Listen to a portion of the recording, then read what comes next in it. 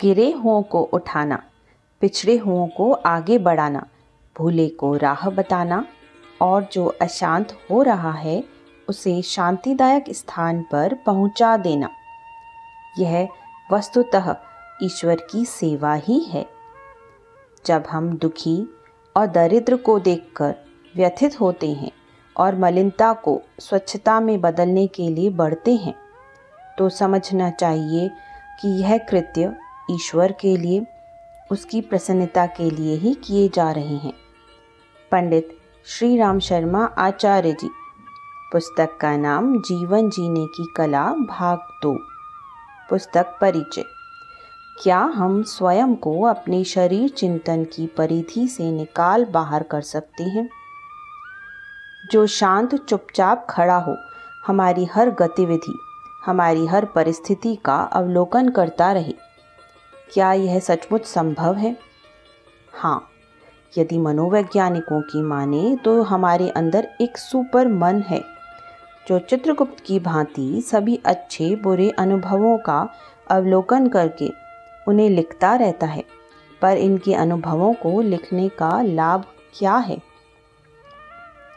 यदि हम साधना की कसौटी पर अपने आप को कस लें तो हम देखेंगे कि हमारे जीवन में एक अस्वाभाविक परिवर्तन होने लगेगा।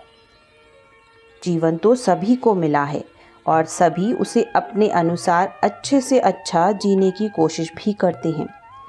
पर मृत्यु के समय जब हमारा मन रूपी चित्रगुप्त हमारे जीवन की झांकी हमें दिखाए, तब यदि हमारे अंदर संतुष्टि का भाव रहे, तभी हमारा जीवन सफल कहा जा सकता है। जब हमारे पीछे लोग हमें याद करके मुस्कुराएं, तभी हमारा जीवन सफल है। हमारा जीवन यदि किसी के लिए मार्गदर्शन बन जाए, तभी हमारा जीवन सफल है। अन्यथा जीवन तो कीट पतंगे और जानवर भी जीते हैं। पुस्तक से कुछ प्रश्न।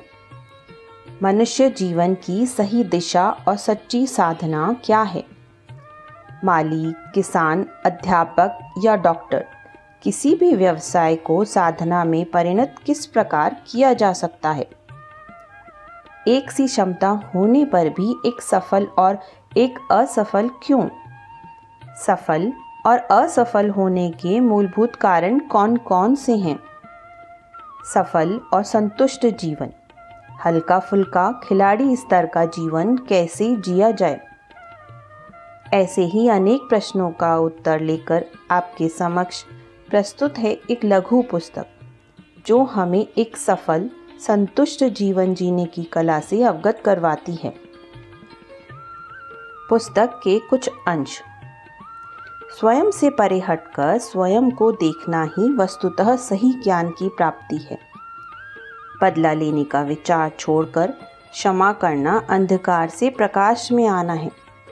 जीते जी नरक की जगह स्वर्ग सुख भोगना है।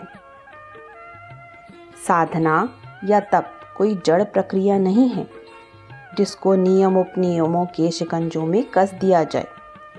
वह एक गत्यात्मक प्रक्रिया है जिसका अनुगमन बदलती हुई जीवन परिस्थितियों के साथ व्यवहारिक धरातल पर होना आवश्यक है।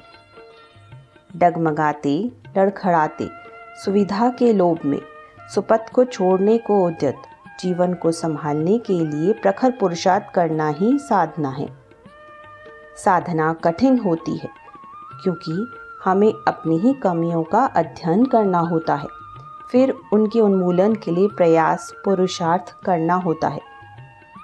हम ही कपड़ा, हम ही धोबी और हम ही रंगरेज होते हैं। यह स्थिति साधक के लिए कठोर होती है। यह कार्य हम अपने नियमित जीवन, व्यवसाय अथवा उद्योगों में कर सकते हैं। हम जिस पद पर अपना अथवा जिस व्यवसाय में हैं, उसी में रहकर अपने स्नेह, सद्भाव से पवित्रतापूर्ण वातावरण उत्पन्न करें। यह एक ऐसा वातावरण होगा जिससे आकृष्ट होकर न केवल व्यक्ति आपके पास आने के लिए उत्सुक होंगे, वरन आपको आत्मोत्थान का अवसर भी मिल सकेगा। इस प्रकार लौकिक एक आध्यात्मिक दोनों ही लाभ एक साथ हस्तगत हो सकेंगे। स्वयं के विकृत बोध को ही अहंकार कहते हैं। वह आत्म तत्व से न जुड़कर भौतिक संपदाओं के साथ जुड़ा होता है। इसमें अपनी दौलत, अक्ल, ख्याति व पदवी को चोट पहुँचते ही अपना अपमान अनुभव होता है और अपनी भारी क्षति समझकर व्यक्ति प्रतिशोध के लिए भड़बड़ाकर उठता है। आंतरिक उत्कृष्टता एक आदर्शवादिता को किसी भी मूल्य पर घटने न देना, भय और प्रलोभन की परवाह किए बिना कष्ट सहते हुए भी अपनी उच्च स्तरीय गतिविधियों को अक्षुण्ण रखने में संतोष एवं गौरव अनुभव करना स्वाभिमान है। उद्देश्य रहित जीवन जीना केवल अपनी लाश ढोने के समान है। हंसते रहने की आदत अपने आप को अधिक सुंदर, आकर्षक, एक समर्थ सिद्ध करने का अच्छा उपाय है। इसे अपनाने वाले अधिक कार्यरत रहने, आगे बढ़ने, ऊंचे उठने का अवसर प्राप्त करते हैं। पुस्तक के कुछ बिंदु।